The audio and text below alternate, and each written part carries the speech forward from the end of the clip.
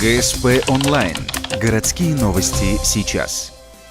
Понедельник, 10:00, детский парк. Спартакиада среди юношеских спортивных секций. Сегодня проводятся силовые упражнения, отжимания и подтягивания. Основной девиз – спорт против наркотиков. Участвуют около 200 ребят. Их возраст колеблется от 10 до 17 лет. Конкуренция высока. Свои силы проверяют боксеры, борцы, хоккеисты и другие команды. Шахматисты тоже удивили, ребята есть крепенькие, не только в шахматы умеют играть, но и хорошо подтягиваются. Мальчик один потянулся 15 раз. Для шахматиста это очень хорошо.